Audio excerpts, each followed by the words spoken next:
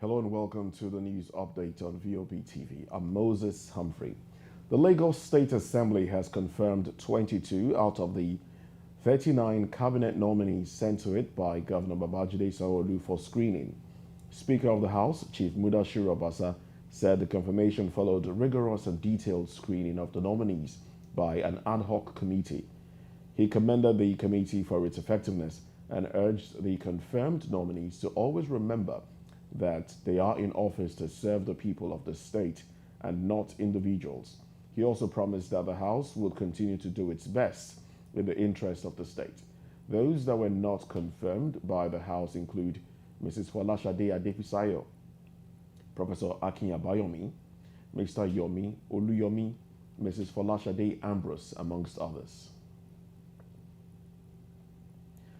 The expected arraignment of the suspended Central Bank of Nigeria Governor Godwin Emefiele over an alleged 6.9 billion naira procurement fraud has again been stalled.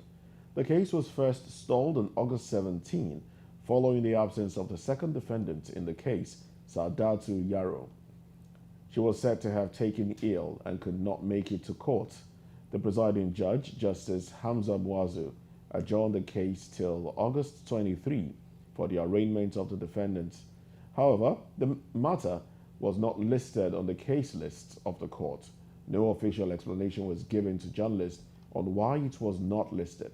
Also, lawyers for both parties were absent in court. The Nigeria Labour Congress (NLC) has called on the Federal Mortgage Bank of Nigeria (FMBN) to pull out civil servants from the National Housing Fund's NHF contributory scheme over the non-remittance of deductions made. President of NLC, Comrade Joe Ajero, made the call while appearing before the House of Representatives Ad Hoc Committee on non-remittance and utilization of the funds from 2011 till date. He urged the lawmakers to take drastic steps for quality housing to millions of Nigerians, especially workers who make the most contributions to the NHF. Ajero said that the immediate past managing director of FMBN, Mr. Ahmed Dangiwa, who is now the Minister of Housing and Urban Development, said he left behind 120 billion naira in the coffers of the bank. The Minister of the Federal Capital Territory, FCT, Nyesom Wike, has frowned at the dysfunctional state of the Abuja Light Rail project. He directed the permanent secretary in the ministry to complete payment to the Chinese concession company handling the project to complete the rehabilitation of the rails within 8 months.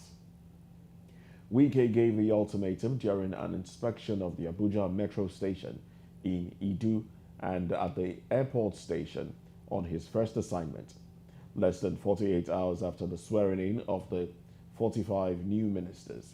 He noted that the task of restoring the Abuja Metro line had become crucially fundamental as part of Mr. President's promise to alleviate the sufferings of Nigerians within the shortest possible time. At the main terminal of the metro station, Wike, who was accompanied by the Minister of State for FCT, Hajia Mairiga Mahmood, and other government officials, addressed the contractors, questioning the quality of work.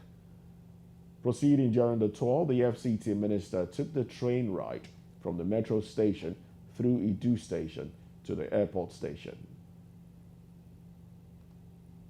In business, the naira yesterday closed at 900 naira to a dollar at the parallel market, 70 naira weaker than 830 naira to a dollar during this week's opening.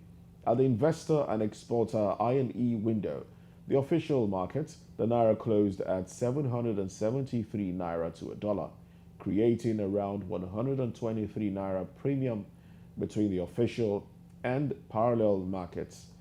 Also, President of the Association of Bureau de Change Operators of Nigeria, ABCON, Dr. Aminu Gwadabe, advised the federal government to enhance financial intelligence by tracking people with proceeds of corruption to sanitize the market.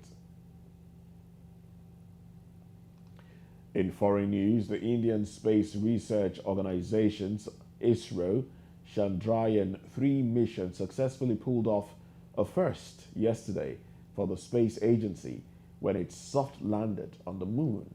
India's Prime Minister Narendra Modi, commenting on X, formerly known as Twitter, stated that it was a historic day for India's space sector. The landing occurred between Manzanar C and Simpleus N craters on the lunar near side yesterday, and this makes India the fourth nation to soft land on the moon after the United States, China, and the former Soviet Union. ESA's European Space Tracking System (ESTRAC) and NASA's Deep Space Network (DSN) partnered with Israel to provide global tracking coverage for Chandrayaan-3. This also makes India the first nation to successfully land in the lunar South Pole region. The crewed Apollo missions landed on the lunar near side at lower latitudes.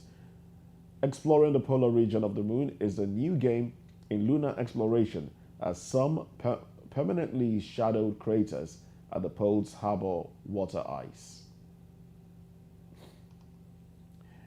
In sports, after a grueling League's Cup run, Lionel Messi and Inter Miami seem to be running on fumes, but they continue to conjure just enough magic required each time they step on the field. In the US Open Cup semifinals on the road against FC Cincinnati, the run would live on. Inter Miami fell 2-0 down to the physical MLS table toppers, who looked every bit a supporters' shield leader for the first hour. But Messi provided 2 assists to Leo Campana for a late comeback, with the second coming 7 minutes deep into added time to draw level at 2-2.